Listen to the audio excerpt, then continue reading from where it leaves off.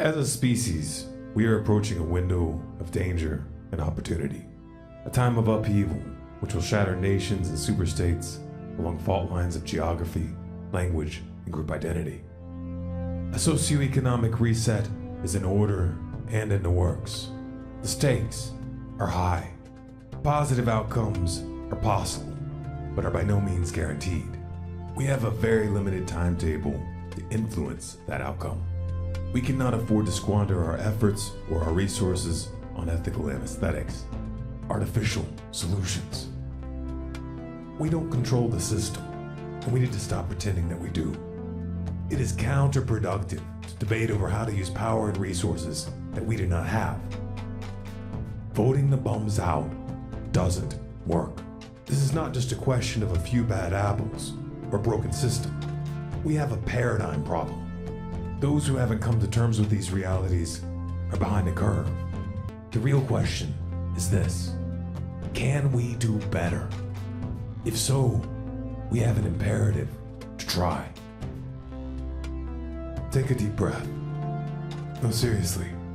Science tells us that the mere act of slowing down our breathing calms the mind measurably. The mind works better when calm, and we're going to need the extra bandwidth. So, take a deep breath. Reset. Press pause if you need more time. Alright, feeling better? Let's take this to the next level. Humanity already has all the tools it needs available. So we're going to start with something like a trip to the hardware store. Along the way, we're going to discuss some out-of-the-box ways to use those tools and lay out some safety considerations. Then we're going to tie it all together. We're going to collect the dots, then connect them. You may need to listen more than once to get the full picture. Systems are more stable and easier to repair and update when they are built using simple, compact, and minimally bundled components. In systems design, this principle is referred to as modularity.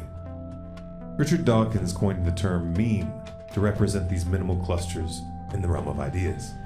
Ideas replicate with greater fidelity when they are simple, compact, and minimally bundled. A meme is a modular component.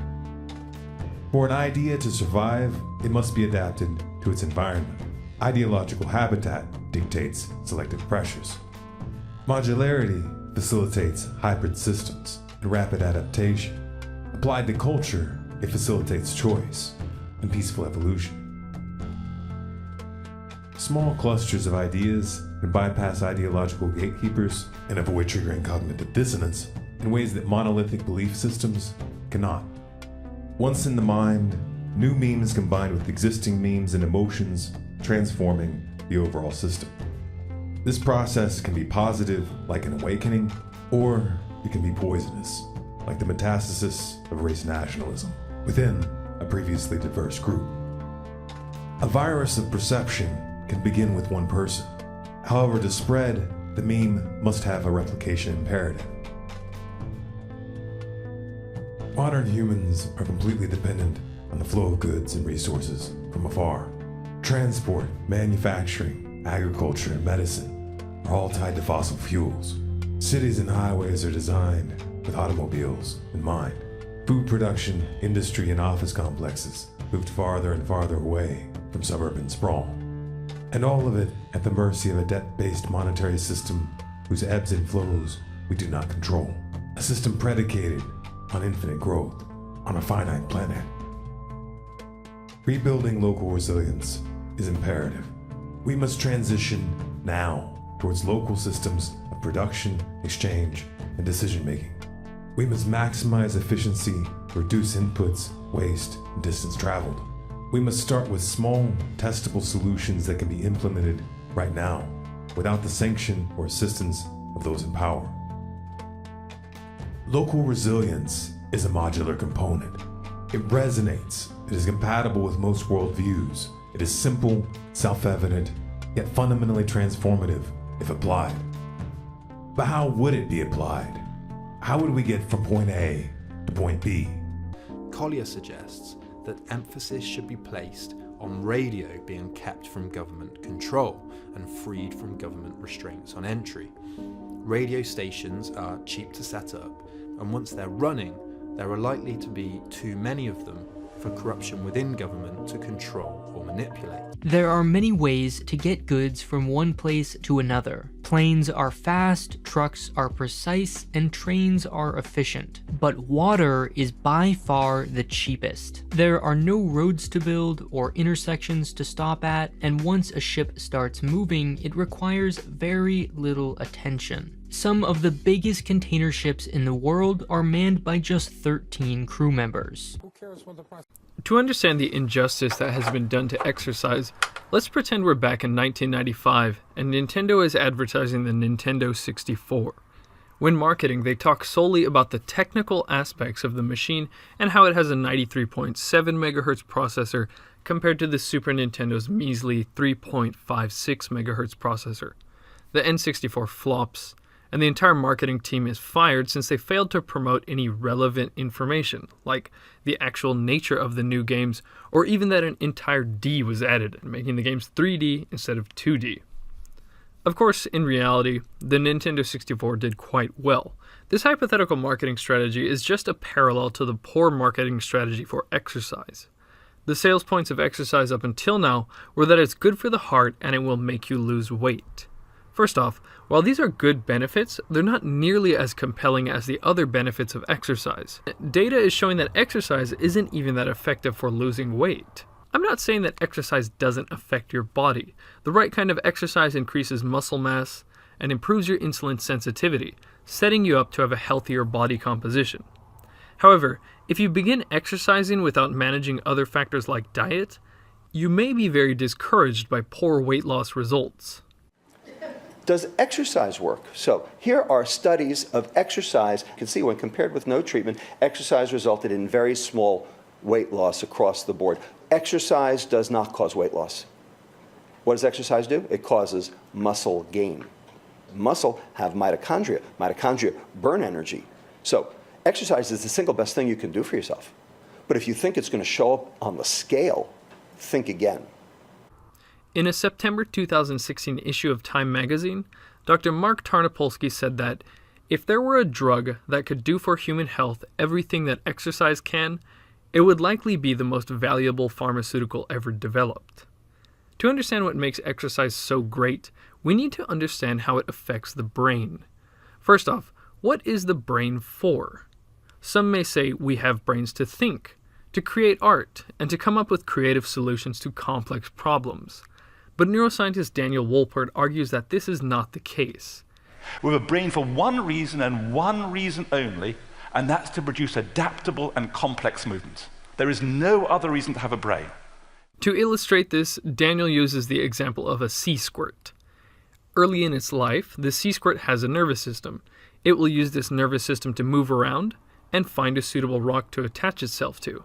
Then it will spend the rest of its life there. At that point, movement is no longer a necessity for survival. So the very first thing that the sea squirt does is it digests its brain for energy. A more relatable example is the koala. The koala has adapted its digestive system to derive all the energy it needs from eucalyptus leaves. It really doesn't need to move around that much, as it can just sit in a eucalyptus tree, eat, and watch the world go by. Earlier in the koala's evolution, though, it used to have a much bigger brain. However, once its diet became less diverse and required less movement to survive, its brain shrunk. Less movement meant less brain was necessary. From an evolutionary perspective, it's the same as not wasting your money on a $4,000 laptop if all you need to do is run some simple software like your web browser and email client. What research on exercise is suggesting, and a better understanding of neurochemical mechanisms is proving, is that there is a very powerful connection between the brain and movement. A big brain is necessary to facilitate complex movements, and executing such movements and getting your heart rate up bolsters your brain power. Exercise has been shown to help people learn much more efficiently, better deal with stress, and drastically reduce anxiety.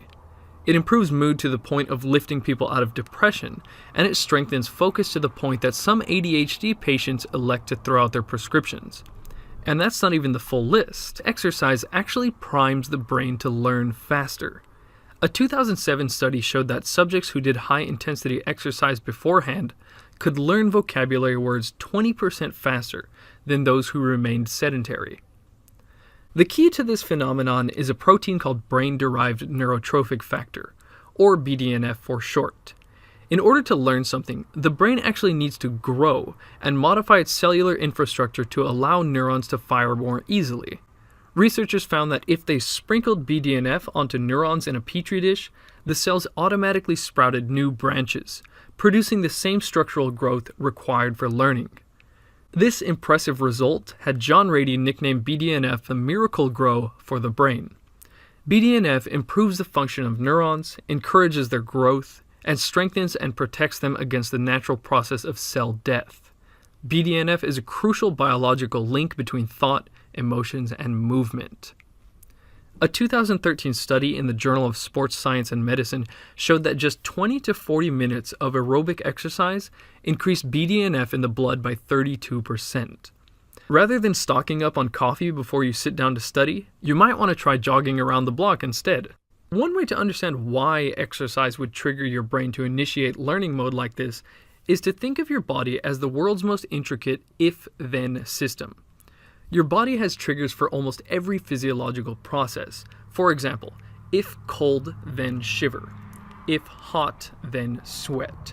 Most of your body's physiological expressions can't be induced just by force of will. Certain triggers must be present. Alexa, increase my testosterone by 50%. I'm sorry, Dave. I'm afraid I can't do that. By understanding which physiological triggers influence which physiological expressions, we can start getting our brains to do what we want.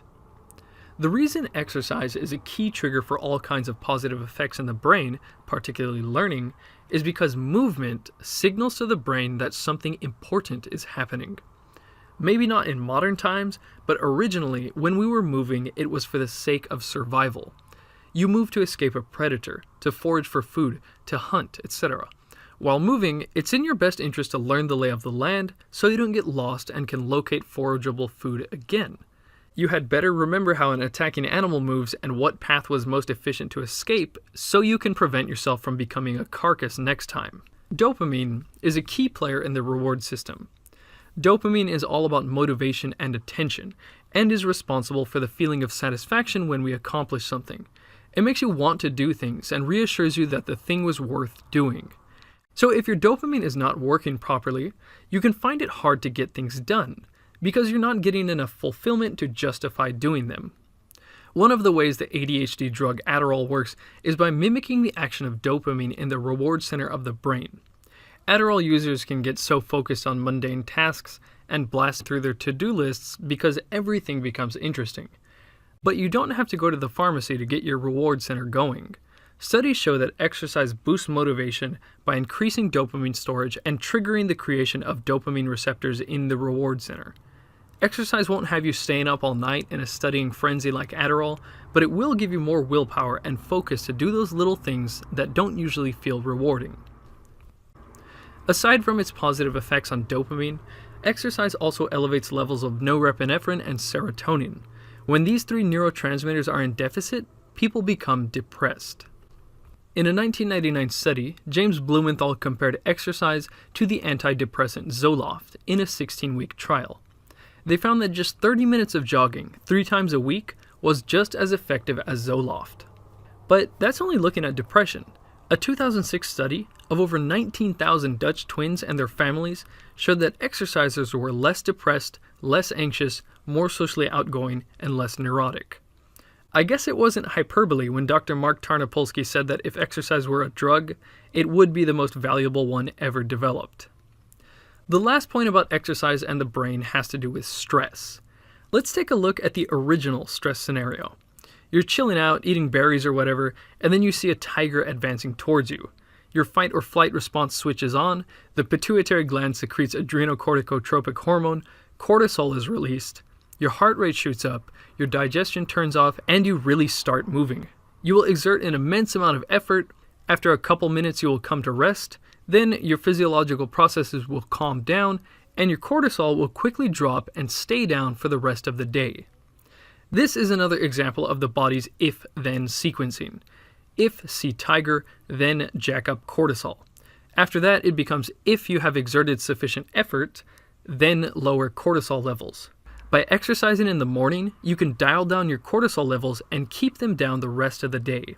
Frequent exercise allows your body to become much better at reacting to stress. Now that I've finally made a habit of consistently exercising first thing every morning, I have a lot of those moments where I look back and say, wow, I really got a lot done. An ancient philosophical provenance and a radical edge.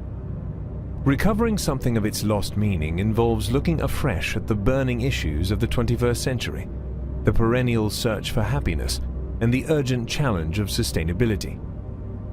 Epicurus, a Hellenistic philosopher active in the 3rd century BC, withdrew from society with his followers to a garden beyond Athens. There he taught the importance of living with nature, taming one's desires, and cultivating a certain joy in pure existence. Epicurus was remarkably prescient.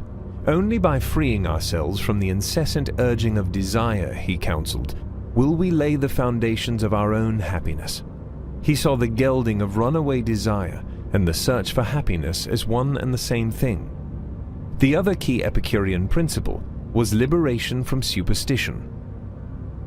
The Epicureans pictured the cosmos in terms of atoms and void. At the point of death, they insisted, we simply dissolve into our constituent parts. There is no post-mortem life for the soul, no afterlife.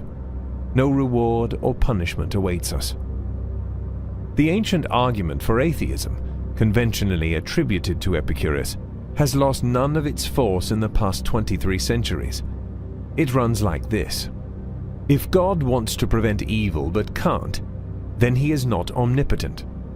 If he is able to prevent evil but doesn't want to, then he is malevolent. If he is willing and able to prevent evil, then why does evil exist? If he is neither willing nor able to prevent evil, then why call him God? The key to living happily once superstition has been banished, Epicurus believed, was keeping things simple. Better to learn how to take pleasure in simple things than to be forever chasing pleasure. Plain dishes, he believed, offer the same pleasure as a luxurious table. What was on the menu at the garden of Epicurus? Weak wine, bread, water, a pot of cheese, and friendship. The Roman philosopher-statesman Cicero, though broadly hostile to Epicureanism, observed that the school's leader genuinely lived through filial love. In other words, he practiced what he preached. Friendship goes dancing around the world, Epicurus rhapsodized, announcing to all of us to wake up to happiness. While other philosophers of the period practiced an indifference towards grief, even at the loss of a child, Epicurus felt this attempt to insulate ourselves from sorrow with a stoic steeliness of heart. What the fuck is this? This doesn't work. It just doesn't work. Here are 3 words from ancient Greek. Eudaimonism, virtuous happiness or personal flourishing. Hedon, pleasure. Ataraxia, freedom from anxiety. Epicurus puts them together in a unique way to create a rational, virtuous philosophy of pleasure. He urged the pursuit of what might be called sober pleasures. To pursue excessive or unnatural pleasure was to invite the pain of want. He may, in the technical sense, have been a hedonist, but he was no voluptuary.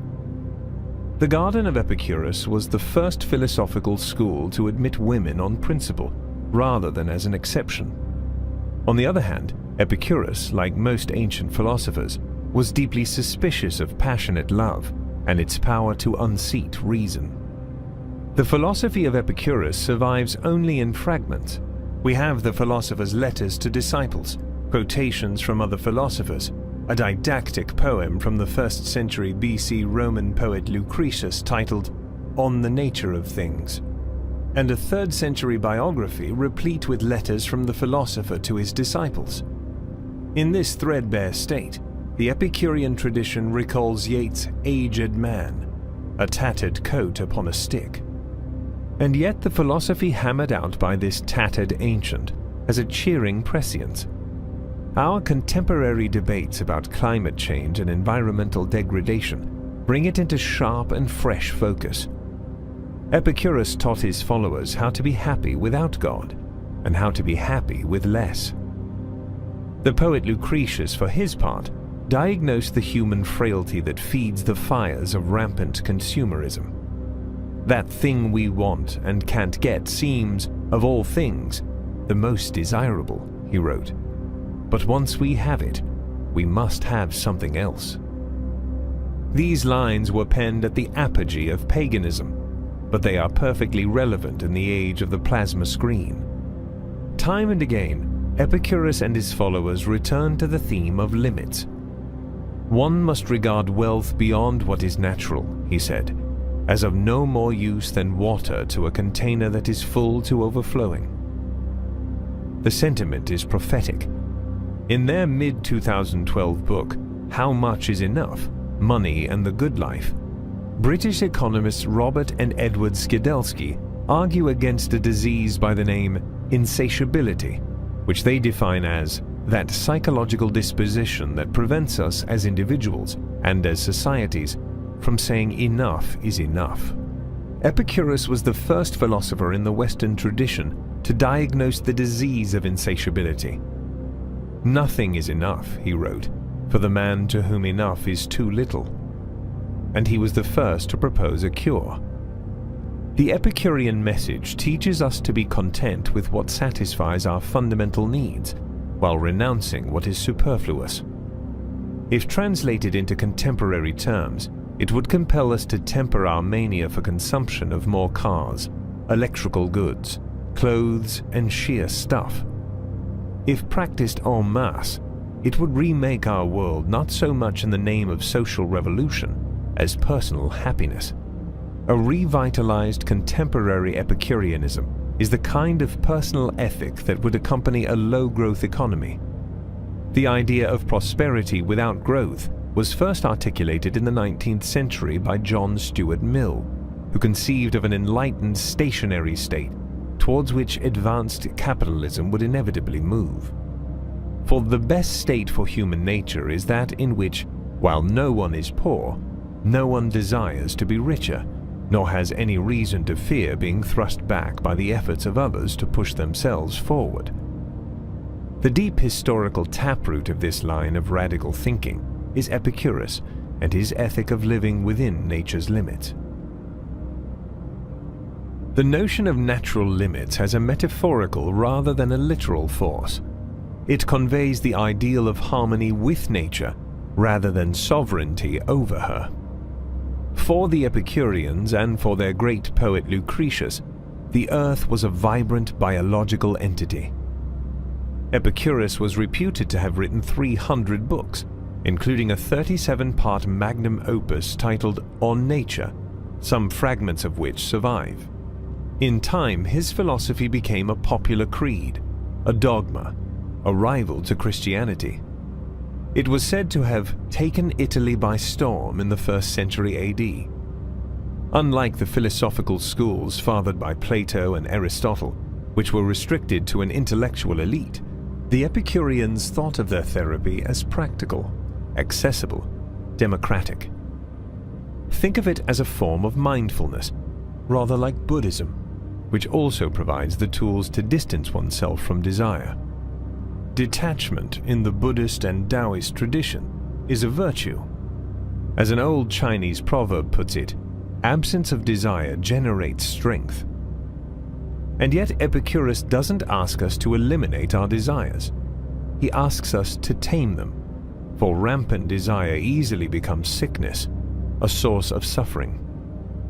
A contemporary retrofitted Epicureanism is perfectly compatible with soft connoisseurship, enjoying good food, especially good produce, and good wine, enjoying it deeply while not allowing gastronomic obsessions to distract from that other art of the table, conversation. The Roman Stoic Seneca counseled a friend, "Live as if Epicurus were watching you." Seneca's injunction bears comparison with the concept of living in Christ, and yet in the figure of Epicurus there is no hint of Christian tristesse or pathos. He is not there to shepherd you towards the next world, but to help you live wisely and well in this one. The therapeutic philosophies of the Hellenistic age took the form of spiritual practices or meditative exercises. Their purpose was the recollection of past joys and the appreciation of deep pleasure taken in the moment. The desired result was serenity and a disposition towards happiness, though we might call it cool. The respected French philosopher Pierre Hadot, an expert in the thought of the Hellenistic period, distilled the Epicurean therapy to its essence. We should live in profound gratitude towards nature and life, which constantly offer us pleasure and joy. The philosophy of the garden was not conceived with a social purpose in mind, but it has acquired one, a rational hedonism that argues against the aggressive pursuit of desire, against the excesses of luxury, wealth, and power. This is a hedonistic philosophy of life with benign social and ecological consequences. It speaks not only to our concerns about personal happiness, it addresses our anxieties about human survival.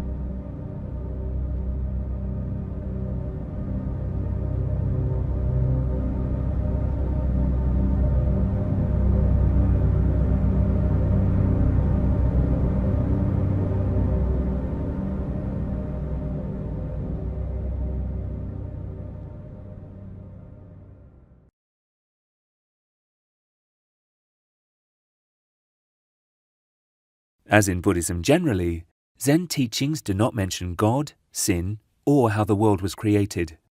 Unlike most other types of Buddhism, Zen also says very little about karma or rebirth, or what happens to us after we die.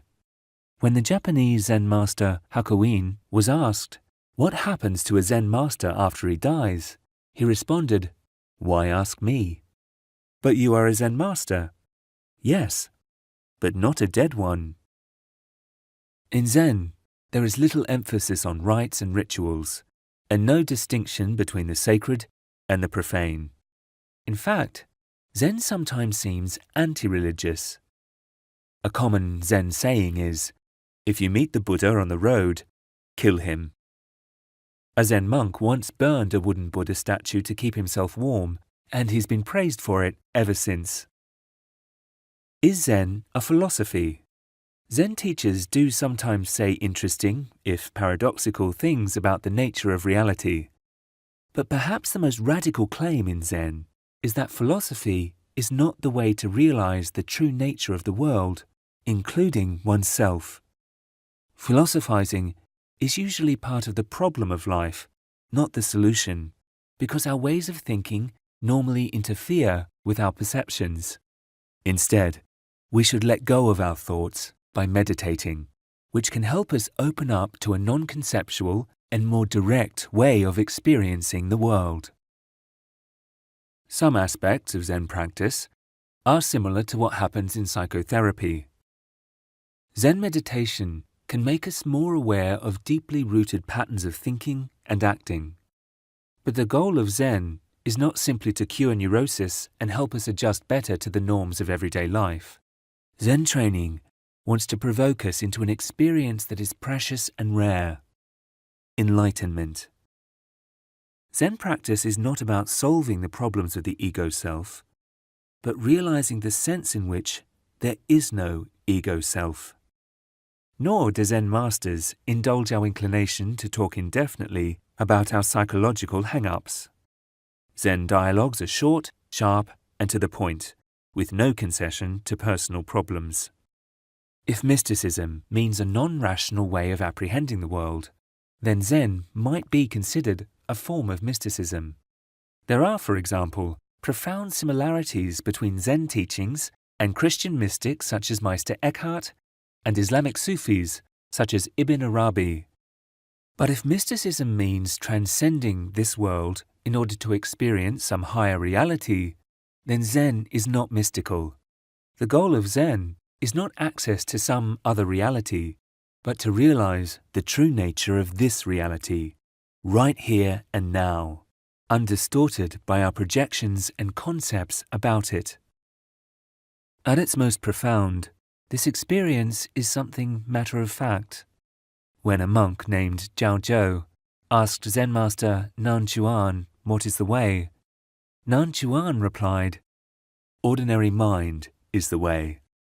Later, when a student asked Zhao Zhou to teach him, Zhao Zhou responded, "Have you eaten your breakfast porridge?"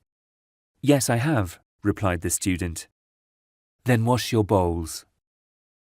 The miracle of Zen adepts is that when they are hungry, they eat, and when they are weary, they sleep. Ironically, it is not easy to be so natural. It is the result of rigorous training. So, what is Zen? Perhaps the best definition is provided by D.T. Suzuki, the Japanese writer who did much to make Zen known to the West. Zen, in its essence, is the art of seeing into the nature of one's own being, and it points the way from bondage to freedom. Eihei Dogen, perhaps the greatest Japanese Zen master, summarized the Zen path in a very short and simple way. To study Buddhism is to study yourself. To study yourself is to forget yourself. To forget yourself is to realize your intimacy with all things. To study Buddhism is to study yourself, because the point of Zen practice is not to master Buddhist teachings, but to realize your own true nature, who you really are. And in order to realize who you really are, you must forget yourself. Let go of yourself. Usually, our experience is dualistic. There is the sense of a me inside, perhaps behind the eyes or between the ears, that is conscious of a world outside. We normally take for granted this feeling of separation between myself and the external world that I am in. But it is a delusion.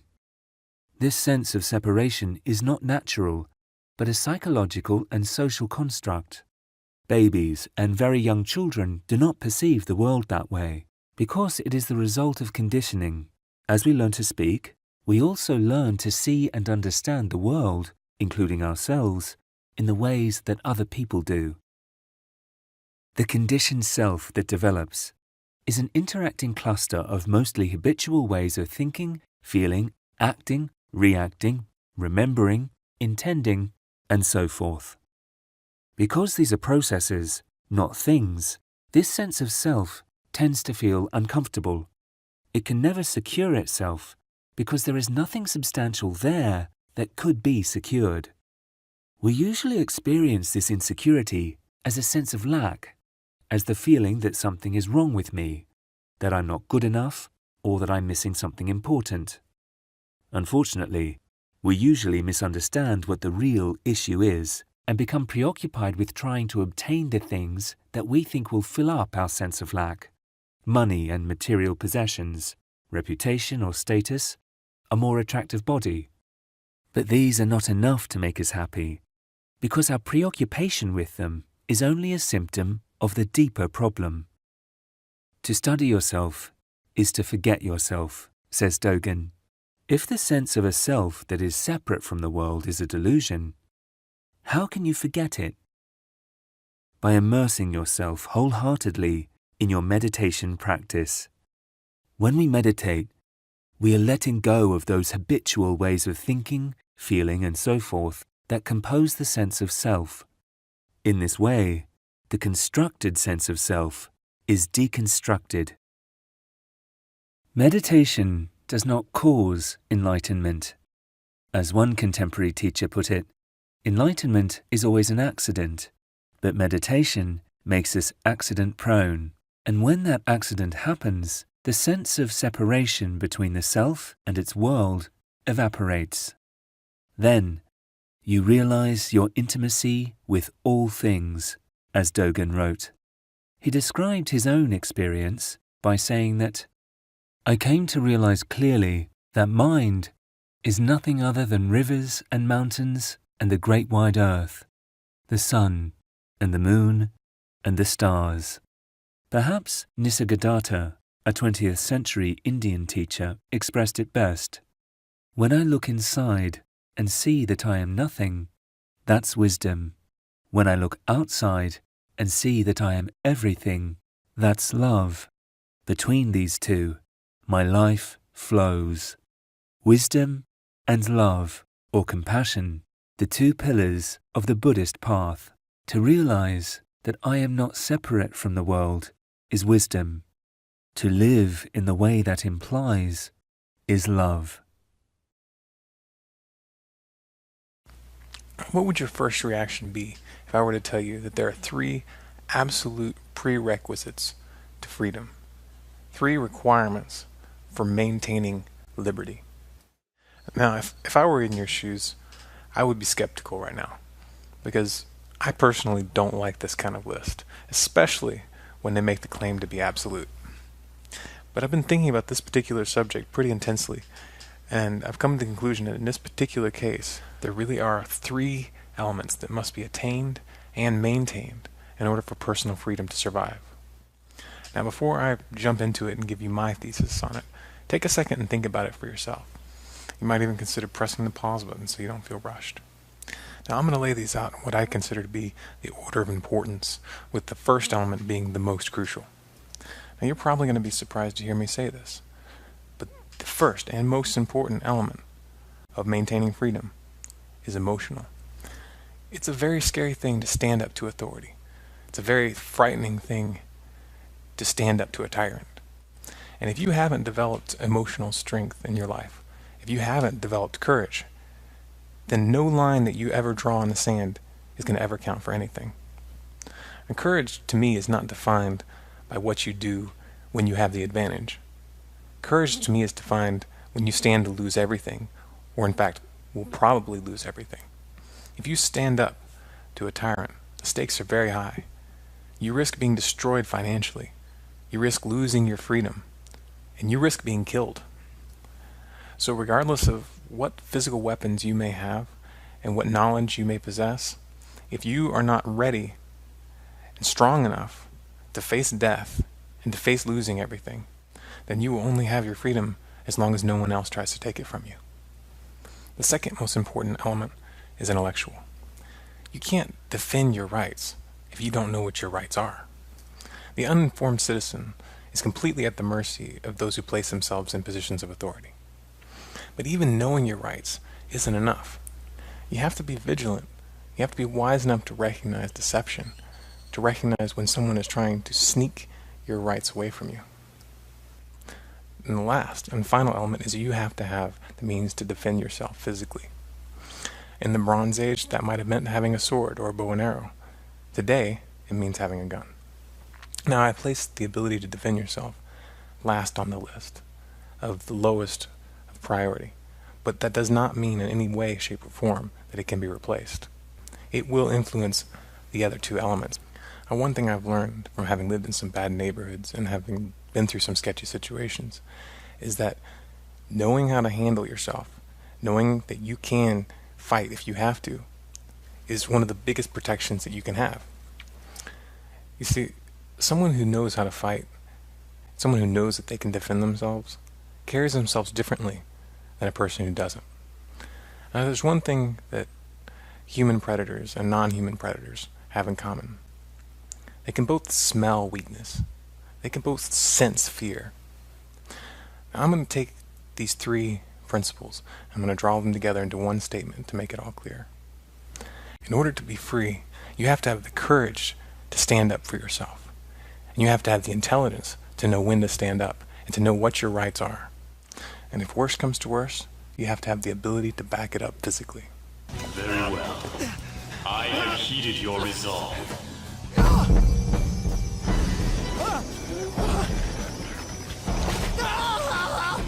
Vow to me. I vow, thou art I. Thou who art willing to perform all sacrilegious acts for thine own justice. Call upon my name and release thy rage. Show the strength of thy will to ascertain all on thine own, though thou be chained to hell itself.